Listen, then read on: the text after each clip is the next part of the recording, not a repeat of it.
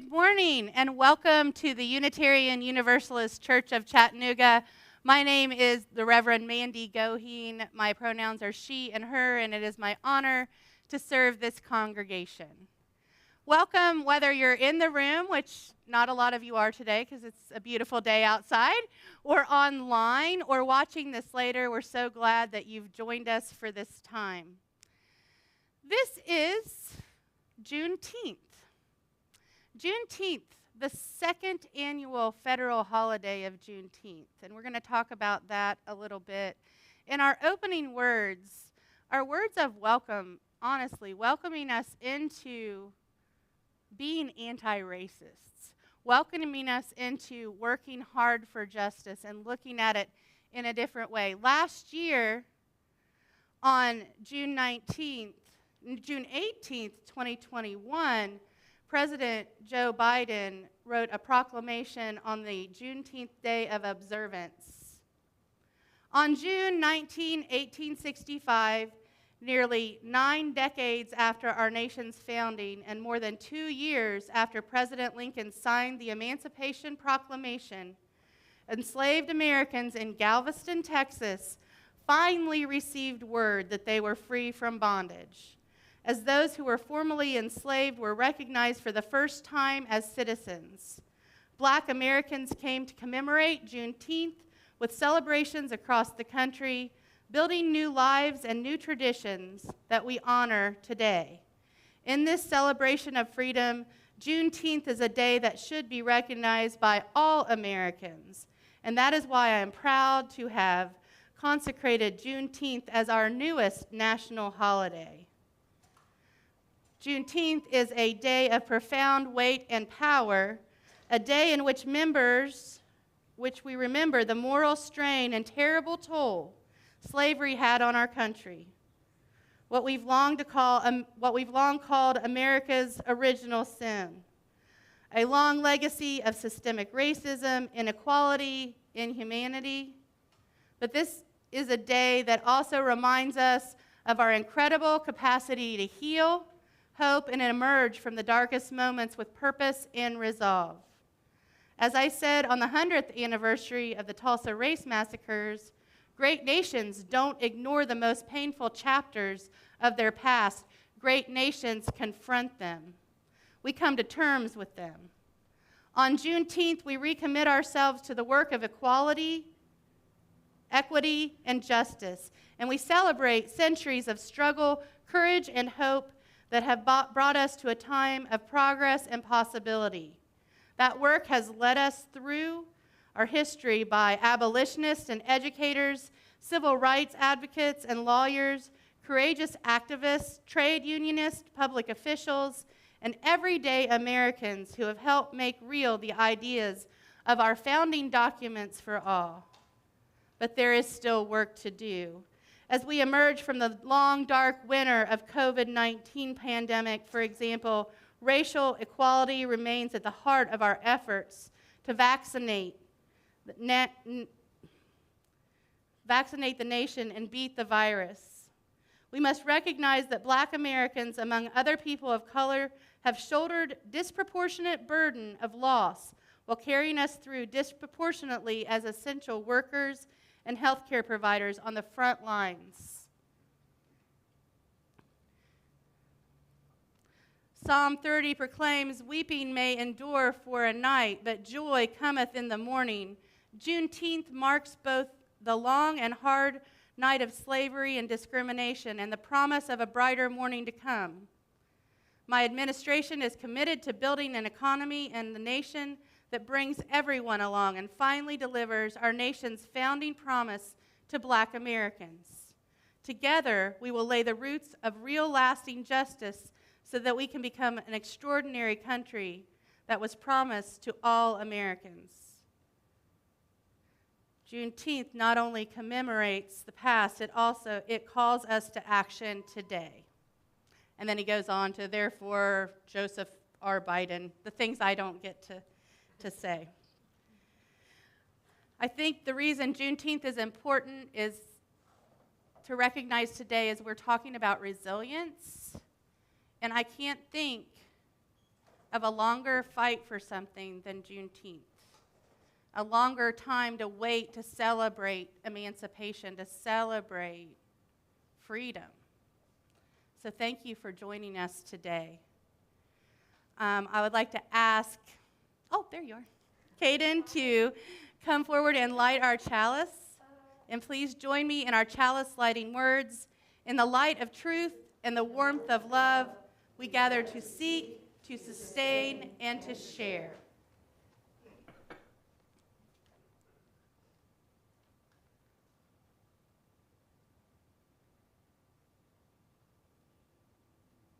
That's not a trick candle. It looked like it, didn't it? That's okay. No, I think it was a trick candle I accidentally put in there. I know. I'm kidding. We have to just adapt. If your grandma sees this, it'll be all right. Really? Yep. Well, one of those, the chalice. Oh, no, you're fine. You got it. All right. The chalice is lit. The symbol of our faith. Chalices are lit all over in Unitarian Universalist churches, welcoming the beginning of our service, and when they're put out, sealing the time that we are ending together. Please rise in body and or spirit, no matter if you're here or at home, in hymn number 1015, I Know I Can.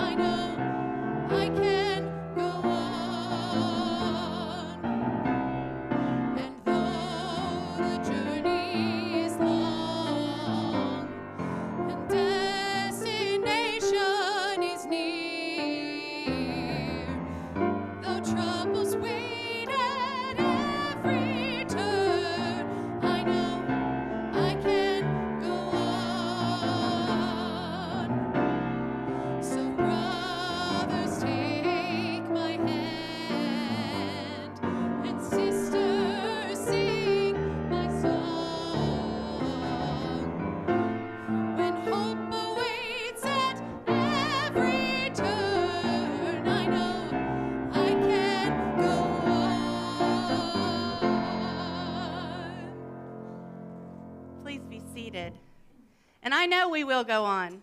And I want to just say that, anytime you're here and singing, if there's a word in the song, I know we all have places that make us a little uncomfortable, gender words or God words or the words that make us uncomfortable. We're resilient, and we can sing other words, right? So I was singing siblings really loud. So this is a place of resilience, but we talk about big words a lot. So this is the story for all ages, brought to you by partially me. But, so, who likes to plant flowers? You don't like to plant flowers, Caden? Caden does not like to plant flowers. All right, we have some loving of flower. Okay, so this is probably not the best thing to plant a sunflower in, so we'll just bear with me so that you can see what's happening. So I want to talk about planting in the soil of America. Okay, so if this was the soil of America and we were getting ready to plant a seed, we'd have to think about, for thousands of years, Native Americans have lived on this land, and then Europeans came. The Europeans thought they had a better way of doing things, and when they came to the Americas, they brought these different ways. First, they came and took the land and became owners of the land rather than sharing it. They took over and controlled the land, and the native people, many of them died or were hurt or were forced to live in ways that were different from what they were used to.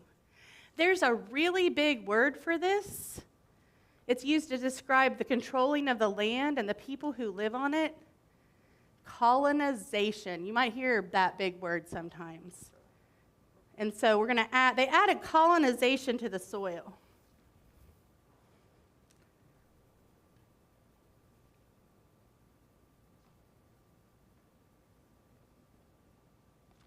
Then these Europeans decided that while the land was rich and grew a lot of things, they could grow even richer themselves by forcing others to work on them. So the Europeans brought slavery to America. They forced people from Africa onto ships and brought them across the ocean. They made them work the land without money, and they added slavery to the soil.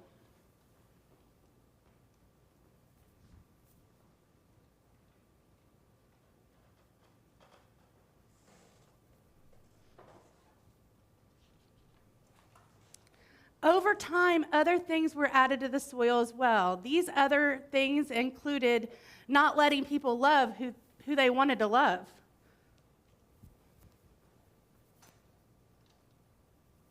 And then not helping people with disabilities.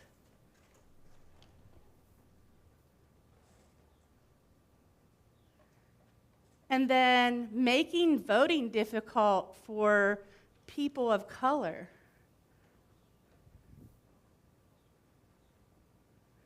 And then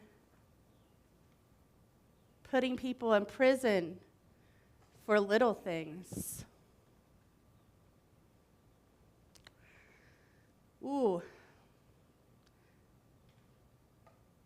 Not letting people earn money like everyone else.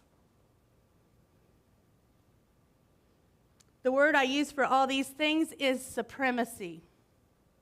We talk about supremacy, that's a big word, and we throw it around a lot, and it means a small group of people control many different things in our world and make it difficult for people who are not like the very small group to live differently. Some of these things were added to the soil, have changed over time. Women are allowed to vote now and hold jobs.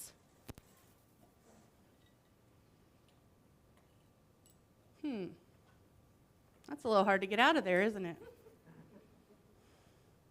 But these things still exist just in different ways in many states. Women still cannot do what they want with their bodies.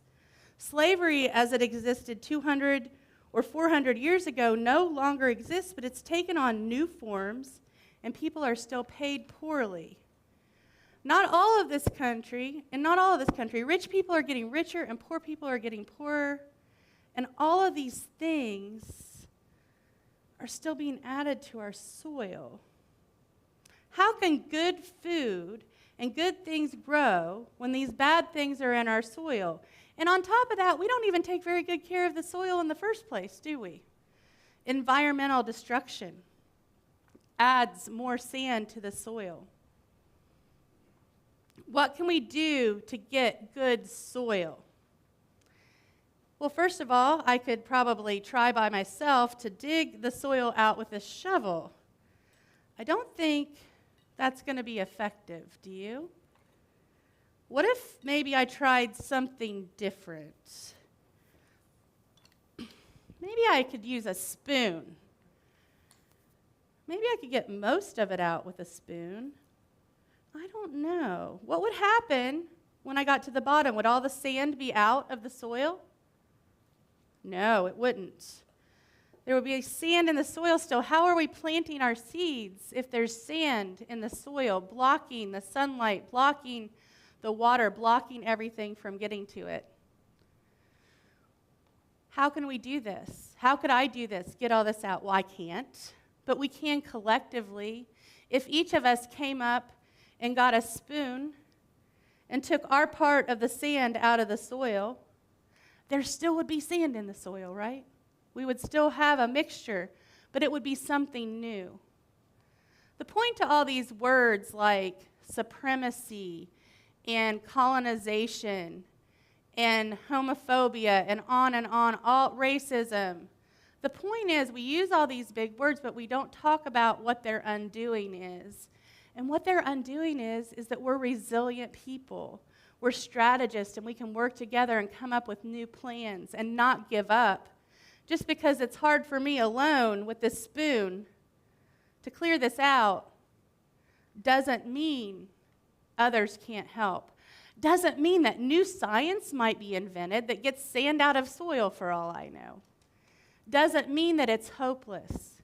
It's easy to feel hopeless covered in sand. But together as a community, together as this church, together as people who love justice and care for the environment and care for the world, with that, we can be resilient and we can make change together. And we don't have to feel like we have to do it alone. So thank you for my little, and I was thinking, and I just add a little caveat, I wonder what the kids say about me, because you probably say some things, but they'd be like, does she bring sand every time she tells the story for all ages? Like, is she obsessed with sand? I don't know. This is like the third sand illustration I've done in the last year or so. So anyway, sand is a very useful illustrator of my metaphor, and I appreciate having a place that I can play. And now I would like to invite anybody who is grades pre-K through 12th to go downstairs for religious education and time with community. And even if no one goes, let's still sing the song because it's wonderful. Go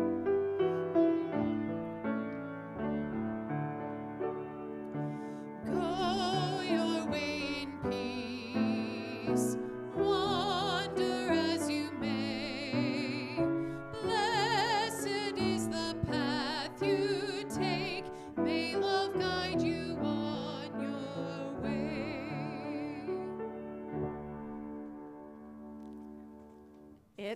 It's Father's Day. Woo! Hey, I have a fan of Father's Day out here. I have a great dad. You have a great dad. Woo for the great. All right. Okay, not everybody's a fan of Father's Day. Some of us have hard dads. Some of us have easy dads. Some of us have no dads. Some of us have complicated dads. Some of us have all the kinds of dads. Some of us have mom dads. We have all the dads. And so today I want to acknowledge Father's Day in a meditation called The Complex Feelings of Father's Day by Ryan Urey. Father's Day is an important time to check with the complex feelings this day may evoke. The ideal of the wise, patient, loving, all-knowing provider was never more than a useful television trope. At its best, this ideal gives people a positive role in child rearing to aspire to, but it is, at worst, it's a case for patriarchy in a benevolent light, as in the natural order of things. And it also creates an impossible standard for new fathers to live up to deny the messy, frustrating realities and constant feelings that are part and parcel of parenthood. Sometimes it feels like Father's Day is more about enshrining a myth than about facing the realities of fatherhood that often fall far short. For some of us, the story of fatherhood is about love and acceptance and guidance. But for others, it's a story of rejection, abuse and shame, or abandonment. For some, it's a story of nurturance, but for others, it's marked with frustration and resentment.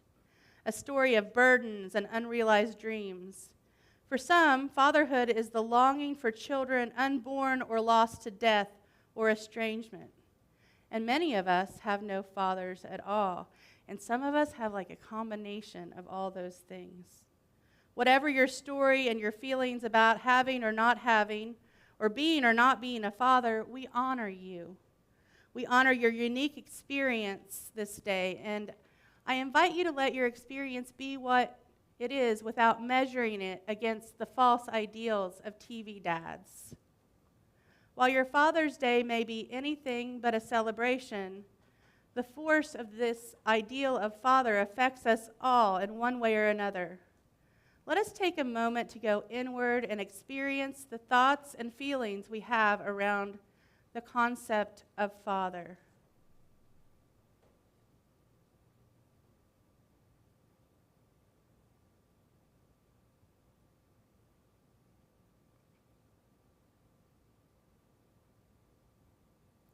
If what you're feeling is love, then I invite you to bask in that warmth and let it fill you.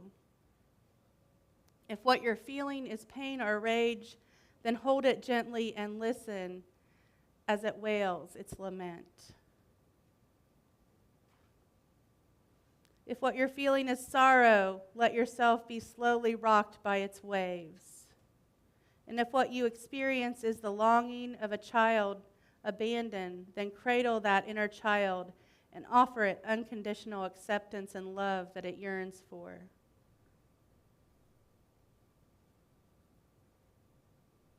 And if what you're craving is Father, look to each other. Look to everyone in this moment. Blessed be.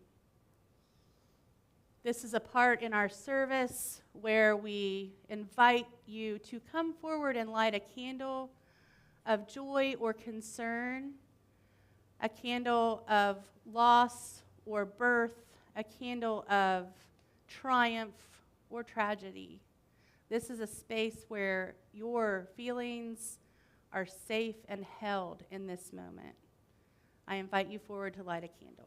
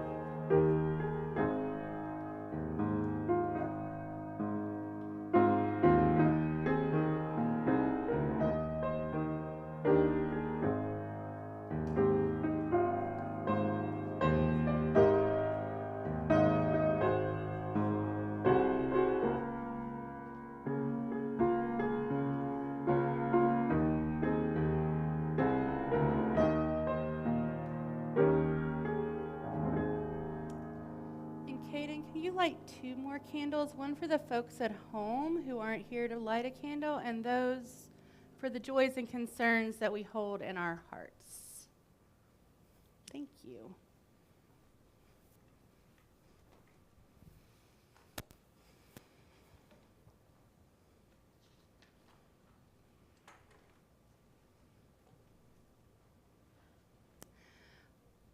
When I get hung up on something, I have a go-to. When I'm stuck with a question, and I've been stuck with this question, why is this church so resilient? Why is that so appealing to me, to be with a group of people who are resilient, who are centered in hope, centered in love? And when I get really, really stuck, I go to my favorite blogger. Her name's Maria Popova. She's a Bulgarian-American author, and she started in 2006 writing something called Brain Pickings. And she writes about literature and science together. She is great, and all I had to do was look up her name and Doubting Resilience. And bam, we found it. I found an article she'd written about, and she writes about books. She writes about literature. On the 16th anniversary of her blog, she changed the name to the Margellina, which is naming the fact that the things that she writes in the margins of her book while she reads it. And I really love that because I'm kind of one of those people that if I buy a book and it's a hardcover or a real book, you know it's mine because there's some flowers and highlights and pages that I don't know why have Post-it notes on it and so forth. So that's kind of what inspires her. And so when I came across her writing about something called counterfactuals, I was like, And let me read what she has to say about counterfactual.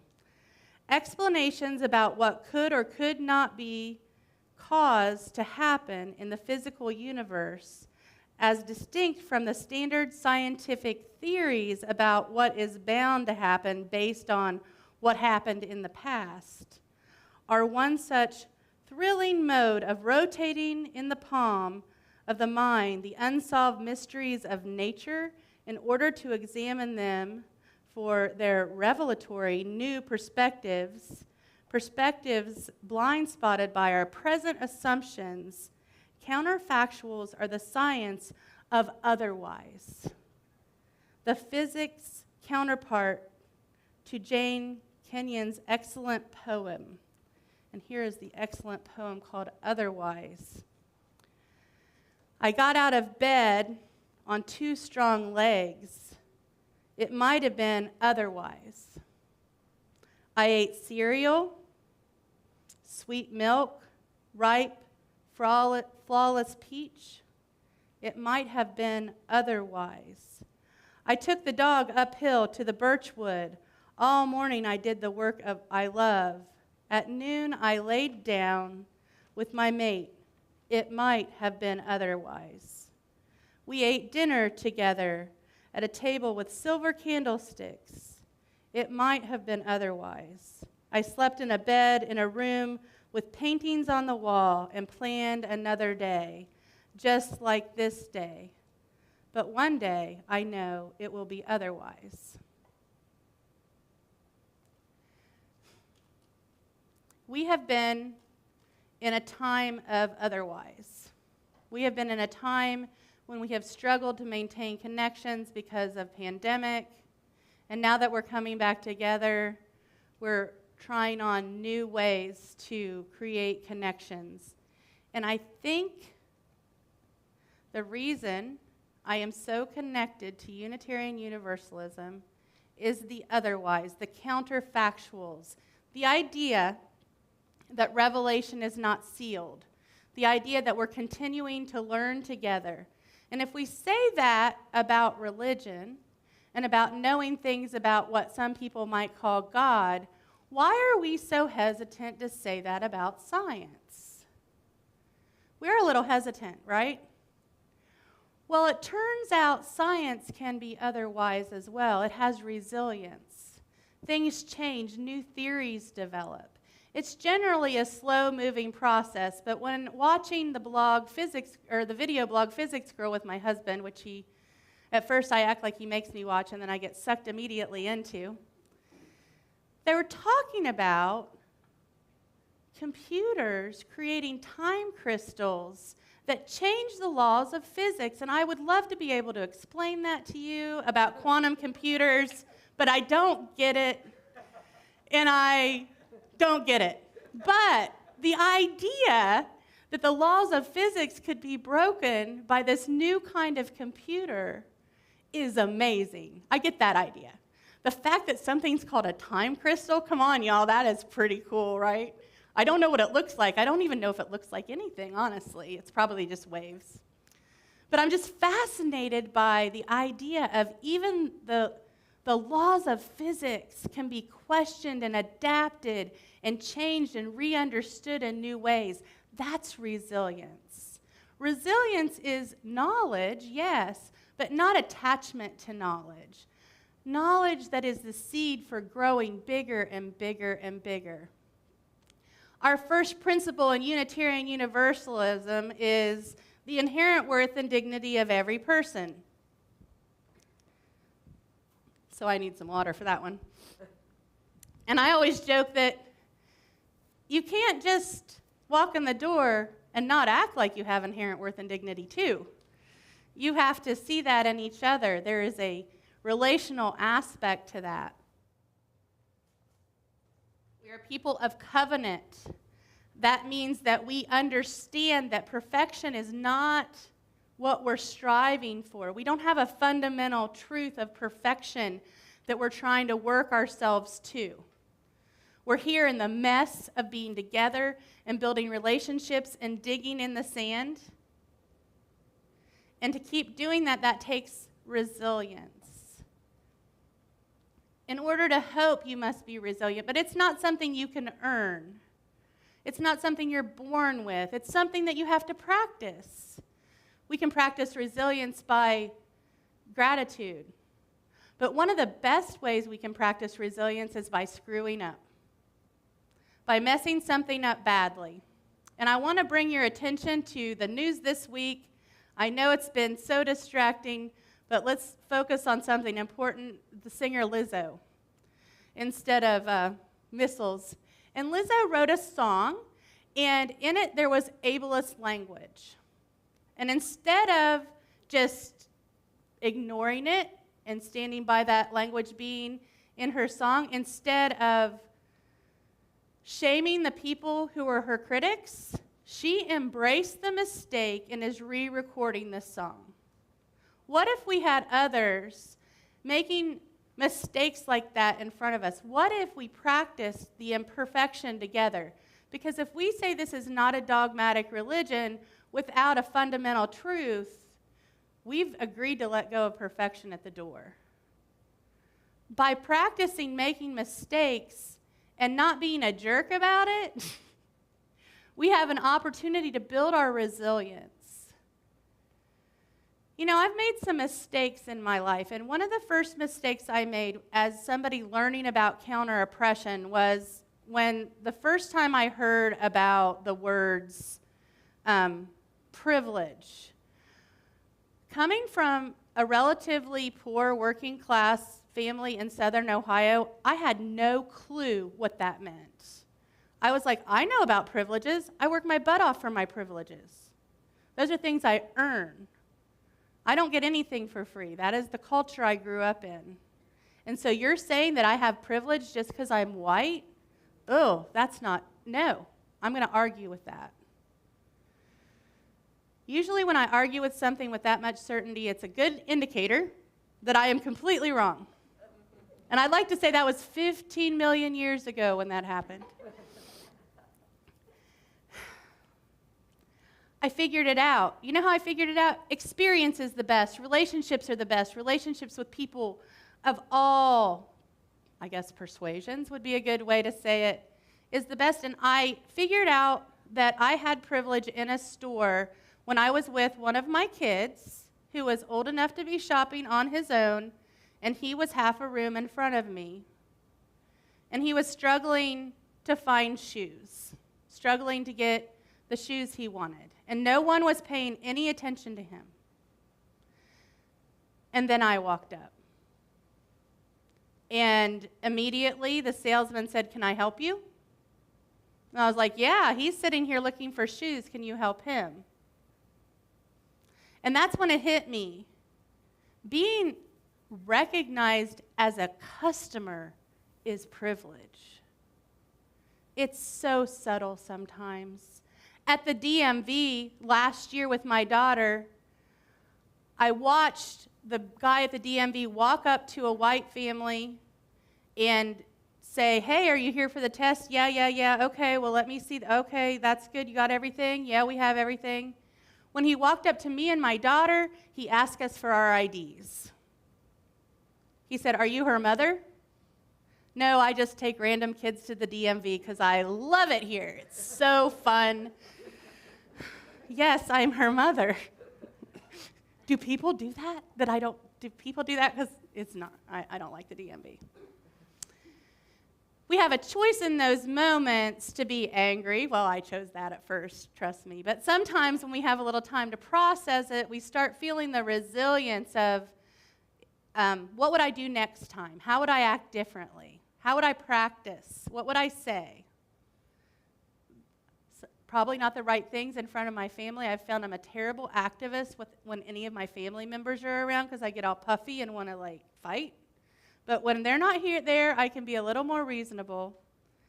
And I just wish I would have been brave enough to question him about, why are you checking my ID and you didn't check theirs? And if that meant that made everyone uncomfortable, well, that's okay.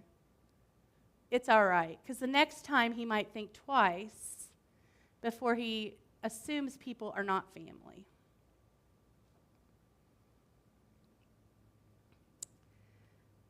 I would love a place where we could all just be together.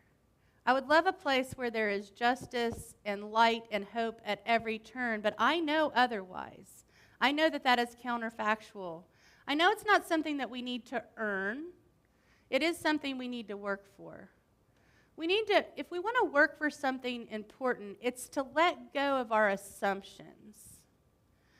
Letting go of our assumptions gives us an opportunity to do justice in a new way. And the best way to let go of assumptions is when something goes wrong, like when we mess up, like I was saying before. We can react to mistakes with defensiveness, like, I don't have privilege, come on. That's not me, that's that person over there. Look how they're acting. We can deflect, which is what I just did. We can internalize and beat ourselves up and go, holy heck, there is no way I can get all this sand out of here. I'm just going to lay on the ground and give up. But that doesn't seem like the kind of people in this room. When we embrace the mistakes, when we embrace the challenges, and we understand the hope that is involved, we can move forward. I am devastated when I see the environmental injustice that happens in our world. I mean, it is just gut-wrenching. I went to the ocean and the beach was different. The weather was different than it was when I was a kid. The animals were gone. It was a different place. But I still want to be there, and I still want that place to be resilient. And I could really give up easily. But what I'm saying is, when we embrace our mistakes, when we embrace the problems, and we remember not to assume we have all the answers, we might do a little better. If physics doesn't have all the answers, I certainly don't. I love the idea of a religion with not all the answers. A religion where people are prophetic constantly. But what happens sometimes is mistakes happen, and people oftentimes undermine the good work of our faith with little fights that aren't important. This year at General Assembly, which is starting next week, General Assembly is a international gathering of Unitarian Universalists from all over the place.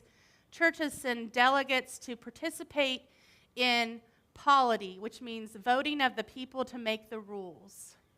Now this year, there are some people involved in the process who are trying to undermine it. They think they know for certain what the answers are, and they think the answers for certain is that we've already done our work on counter-oppression, it's time to move on. We need to focus on economic justice.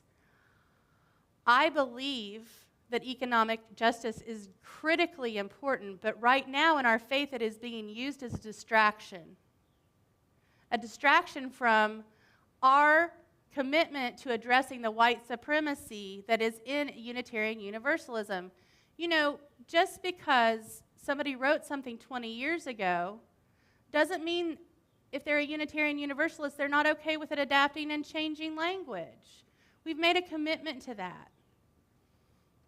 So in the process of people running for the board of the Unitarian Universalist Association, the nominating committee, this sounds familiar, right? This is the same stuff that happens right in this church. The nominating committee goes and finds the people all over the world and picks people to run for the board, people they think that will work well with the other board members, people who have been interviewed and filled out a ridiculously long application, because I just did that. I don't want to be on the board, but I just did that. It was as long as a resume by the time you were done. They wanted 3 references. Those folks have gone through the vetting process and are running for the board of the Unitarian Universalist Association. Cool. There are people who are running against them outside of that process, trying to counter and pull in this idea that we need to focus on economic justice and let go of our work around racism. They're running contested to the election. There was a man who published a book at General Assembly several years ago called the Gadfly Papers. The Gadfly Papers were an open attack on the work that people have been doing of anti-racism in the UUA. And the person who self-published this book and handed it out to everyone at GA, said in an interview, "I wish I would have thought of running against the board members sooner. We could have already infiltrated." Their goal is to actually split the Unitarian Universalist Association. They're becoming more and more open about that. They want to take control of the board and have the money and run all the counter-oppression people off. What? Why? And here's where I get really grumpy. I get grumpy a lot, but why? What? Think of all the energy that took just to fight, just to run this contested election. Now, I'm not saying I get to tell you who to vote for if you become a delegate for GA, but I certainly have encouraged our delegate to vote for the people who were picked by the board and not running against them. What is the point of this is what I keep asking myself.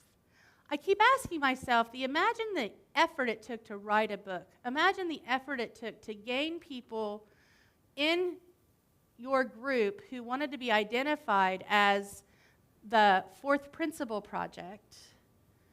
And imagine that. They're openly against us adopting an 8th principle in Unitarian Universalism, which would acknowledge that Black Lives Matters just flat out. It's very wordy. I don't have it memorized, but it is an effort to be forward about anti-racism is our jam. We want to do this work. It's being deflected. Is this ridiculous? It sounds like I'm talking about somebody in Georgia running for some kind of office. This is not Unitarian Universalism. But here's what I do know. I know that lots of people are getting together right now and joining, and people are becoming delegates that aren't even going to GA, because that's the new word on the street. You can be a delegate and not attend GA other than the business meetings and not pay and still vote. So hear that, folks? Need voters. Vote early, vote often. People can already vote for these elections. You can actually get online, become a delegate, and vote. If this is calling to you, please let our board know. We would love to appoint a couple more delegates so we can push back against this election. We're resilient. This is a problem. So here's the thing that I like about problems. White supremacy is out in the open, right? Right there. They're right in front of us, and they're pushing back against our faith and our denomination, saying that All people have inherent worth and dignity. And it's kind of nice to have somebody to focus on, but it's also important to know that, like, they're undermining the process. They're trying to get resolutions put back to 2020, 2019 that have been passed through the delegation. So it would be a really sad, sad day for Unitarian Universalism if these folks won across the board to become on our board. But we're resilient, right? So I'm telling you this today. I didn't just keep it a secret or worry about it to myself. That's too much sand for me to get out of a jar on my own. So I'm letting you know that before, when we were having a little trouble finding delegates, I bet we don't have trouble tomorrow. And I want to just say that the idea that we're part of this democratic process, that we can actually take some action in this area, is a gift. It is a gift of our faith. And it is a gift to know that what those folks are saying is actually counterfactual. It's not true. There are other ways of thinking about it. If I didn't believe that some things in this world were counterfactual, I would give up on worrying about environmental justice. What would be the point? But I have this sneaking suspicion of hope that someday somebody's going to invent some big, like, vacuum cleaner that gets the sand out. Somebody's going to invent something that restores our earth and makes it stronger. But right now, Unitarian Universalism needs us to restore it and make it stronger. It's been a hard year it's been a hard pandemic for everyone. It's been a time that no one can remember. And it makes sense that when there are weaknesses and when things are kind of wishy-washy, that folks who have bad intentions can sneak in. We just need to band together and show them the door so that they can walk on back out. And if they want to split off, I will not miss them. I'm kidding, I might. Nobody to argue with. That's the thing that is resilient.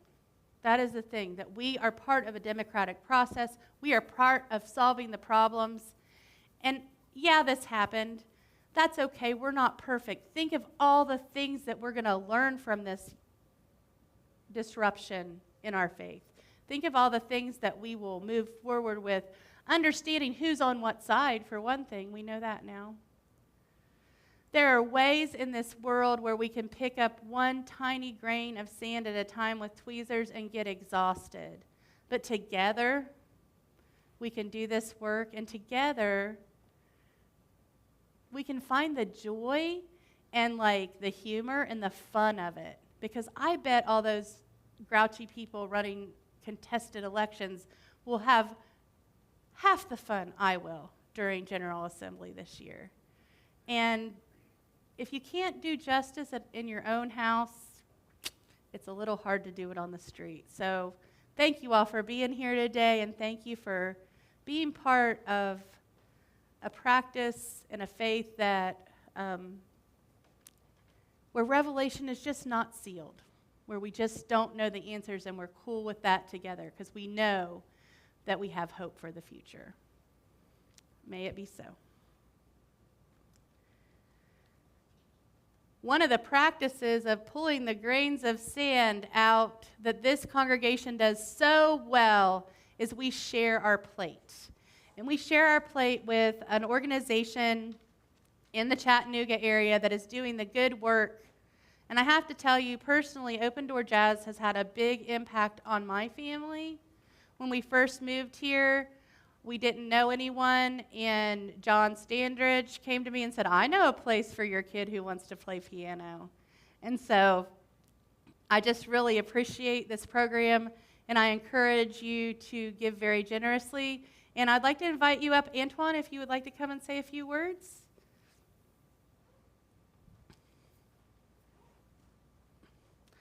We've emailed continuously but never met, so. Okay, you're good. You can have my spot. Thank you very much. How's everybody doing today? Well, is this thing on here? Yeah. Okay, just kidding. My name is Antoine Williamson. I'm the executive director of Doors Open Jazz. I'm one of the, that's, we all get it. Sorry. Just think DOJ, like the Department of Justice, but that's the only reason you should think of it. Oh yeah, Doors Open Jazz. Okay, so that's a good way to remember it. So Doors Open Jazz is a 501c3 nonprofit, and it's our mission to provide free music lessons to children of the underserved community that can't afford it otherwise, because we know when a child at a young age learns a musical instrument, it boosts their math skills, their memory, their language skills, and even for senior citizens, it helps stave off the onset of dementia and Alzheimer's. So we do have different outreach programs. We have senior piano classes. So Doors Open Jazz was founded by myself and Morris Thuku, who lives in Kenya right now, back in December of 2018, December 14th of 2018. So, this coming up December will be our 4th year, so we're pretty happy about that. We currently are teaching in different places. We teach in churches, we teach in community centers. Right now we're teaching at Bestie Shepherd. We're teaching at the Bethlehem Center, in different other places. So, that's basically what we do. Now, why did I decide to found this wonderful organization? Well, a little bit about myself. I'm from Nashville and Gallatin, Tennessee, and I lived in the urban areas, and I grew up in a broken home. I was no stranger to a fist fight when I was in school. I used to get in a fight all the time. I knew I was going to get in a fight in the next year. So Dad was never around. And let's see. Right around when I was in the 5th grade, I learned to play the clarinet. Well, we went to band. The lady in our class said, any kid that wants to go to band, just go right. I was like, yes, I love music, I love jazz. And so we went to the band room, and the band director said, all right, you could play either clarinet or saxophone. I went home to my mom and said, Mom, can I play clarinet or saxophone? Knowing I really wanted to play a saxophone. And guess what I got? I got a clarinet, But that was good. I was still able to play music. But one thing, also, so I did that for 2 years. And then in the 7th grade, I played bassoon. And I was taking lessons at the W.O. Smith School of Music in Nashville, Tennessee. And I noticed it was like, I'm staying out of trouble, I'm able to, get rid of the energy, of, trauma or whatever, because, when I was a kid, I always felt like, man, I can't do nothing. You guys remember saying that to yourself when you were kids? I really felt like that. And it was like a way of being able to express myself. And, everybody wants to be understood and be able to express themselves. So that's kind of why I do what I do. So I'm a professional musician. I do shows, and then when I'm not on the road, I'm teaching our kids. Because basically, when a child grade, as I just mentioned, it helps with math, memory, and language skills. So when that translates to better grades, it translates to better opportunities, better colleges, and better community. we have a lot of African American students, Latino students. We also have Caucasian students as well. In our program, we have like what's called a sliding scale. So, because we want diversity, and that's what we're all about. So, if there's somebody that's, more affluent, that could afford to pay for it, well, that helps the kid that can't pay for it. So, anyway, so as I said, these kids, when they get back to our community, then I guess I'm doing my job. And I want to thank you so much. By the way, John Standridge is one of our former directors that sat on our board. Thank you, John. And thank you, Lena Ruth, because she helped do the books. She was our treasurer. John was a treasurer, and she was kind of helping out a lot. So anyway, thank you guys so much, and I'll give the floor back to you. Well, thank you.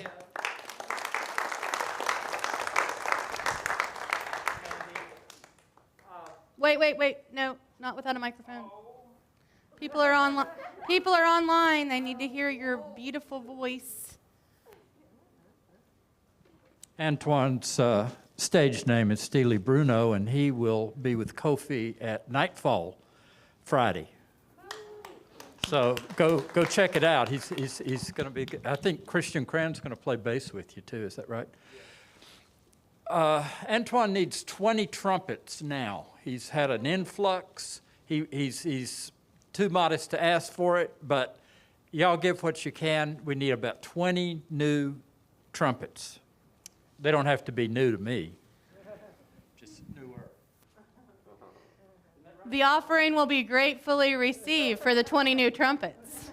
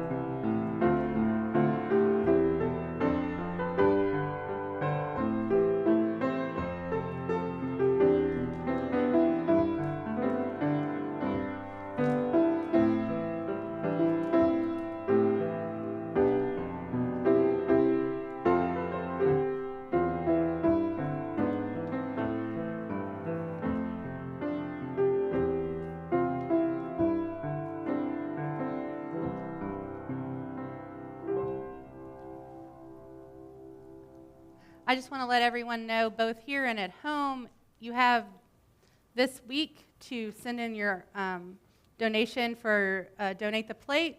So if you weren't here today and you want to help with these trumpets, please do. I also want to just give you a shout out for talking about the sliding scale and talking about a practice that some of us who have more resources and more privilege can adopt, which is I wanted to support Open Doors, Open Jazz. Dyslexia jazz. And so we actually did pay for lessons. It's often our family's practice to find places like that and get involved. It's a great way to build relationship, and this guy's fun to follow on social media too, so just let you know. He's always doing some kind of music or great thing. So please join me in our offertory response.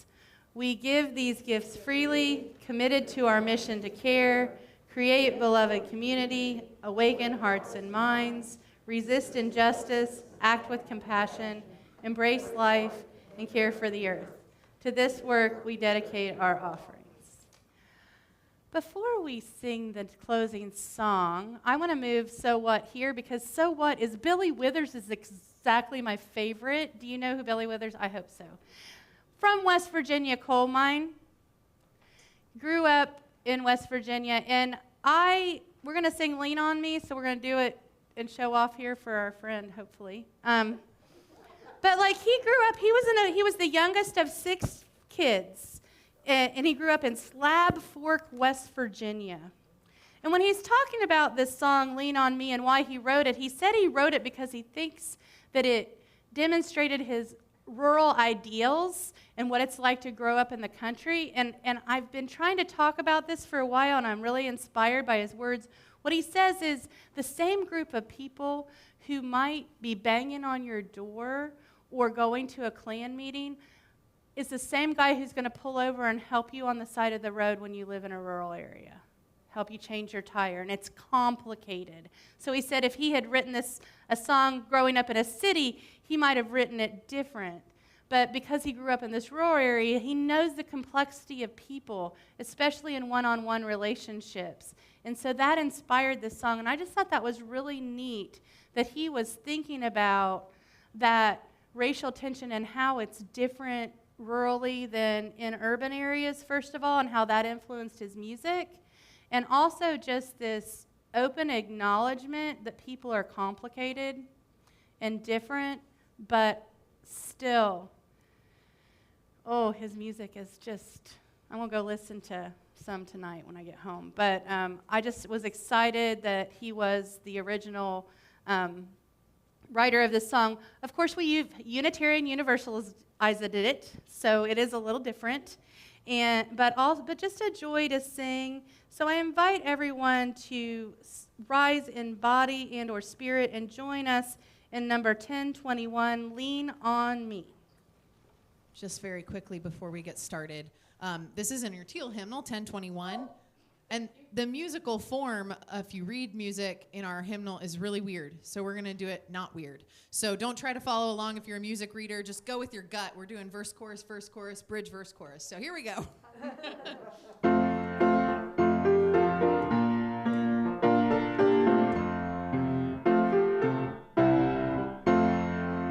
Sometimes in our lives, we all have pain. We all have sorrow. But if we are wise, we know that there's always tomorrow.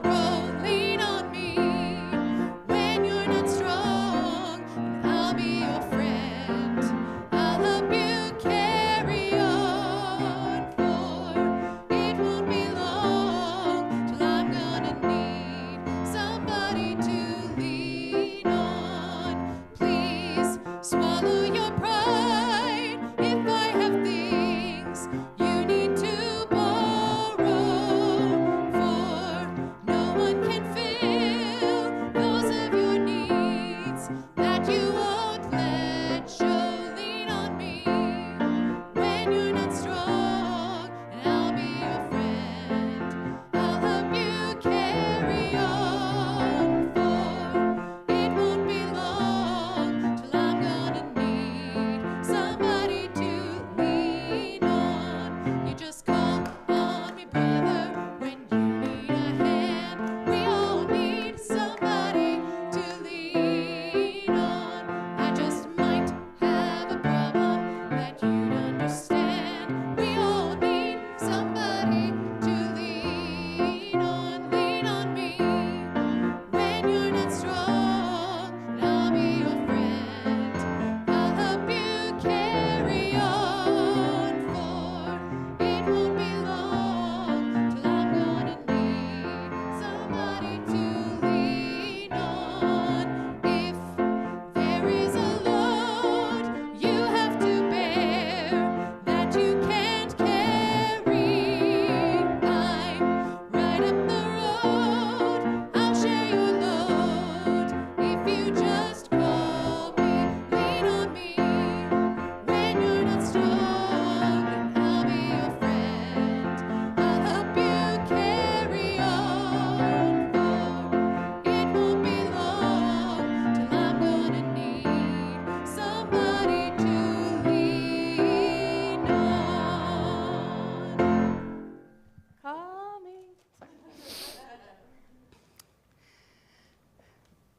So it's time to extinguish our chalice, and a little past time. But I want you to really take these words. I think our faith needs you this week to take these words with you, that fire of commitment, that commitment to the fact that we are always evolving and changing and getting stronger because we're resilient. So will you please extinguish the chalice? And please join me in the words. We extinguish this flame, but keep the light of truth, the warmth of community, and the fire of commitment. These we carry in our hearts and share with all the world. Announcement time. I have an announcement. I don't feel good. I mean, I'm not contagious, don't feel good. I've been sick this week. I've made a decision to not fly to Portland. I was nervous about being on an airplane, the kind of sick I am. I think we can all relate. And nervous about being on an airplane anyway. I have shifted gears. Actually, with all the stuff kind of boiling up in the political area, it allows me to pay closer attention, I think, instead of running back and forth from hotel rooms to business meetings and so forth. So I'm going to be very watchfully attending online. The thing I like about it, staying here, is that it's in Pacific time, and so it's at night. So, like, it'll be like a very leisure situation because of that. The thing I don't like about it is there were some people that I just really wanted to hug, you know, just some people that I felt very sad about not seeing, and they're sad about not seeing me. The good news for our church is I got a really great airline credit, so I think the airlines have adjusted to people going, wait, I don't want to get on an airplane. So if you're around and attending GA or looking at just like following some of it, and you have any questions for me this week, I am actively watching it. If you want to know more about being a delegate, please come up to me, and I'll see if we can make that happen outside the annual meeting. I think it's critically important. I also want to announce that I have freedom of the pulpit, and that today was brought to you by that, like to have the ability to be able to stand up, explain the process, and explain what's happening to you all is another one of those pieces of Unitarian Universalism that I just cherish. And so thank you all for listening to Insider Baseball today. Even though I don't get baseball, but I get Unitarian Universalism. It's complicated. But thank you. Does anybody have any announcements? Dylan has an announcement. You got to come up here and use the microphone, friend. Don't got to. I'll bring it to you if you want. I like your shirt. That's cute. Hey, 2 weeks from today, July 3rd, we're going to have our Independence Day picnic. We're going to have a short service here on Sunday, July 3rd, celebrating Independence Day, and then we're going to go right outside and we're going to have a potluck. There's going to be the RE is sponsoring a bounce house. Religious Education is sponsoring a bounce house water slide in the parking lot. So kids, bring your swimsuits, bring your towels. We're going to have a potluck. If you want to bring some food to the potluck, we need appetizers, we need mains, we need desserts, we need all kinds of fun Independence Day food. There's a sign-up online. You can go to the newsletter from this past week, and the link for the sign-up, online sign-up, is in the newsletter under the event section. So please sign up to bring something. Come on out. If you're at home and you haven't been joining us here in the sanctuary, just know this is an outdoor event. It'll start about 11:30 after a half hour or 45-minute service. We're not quite sure how that's all going to play out. But it's going to be outside. You can bring a blanket, bring a chair. Come and celebrate Independence Day on the 3rd of July in 2 weeks from today. Thank you.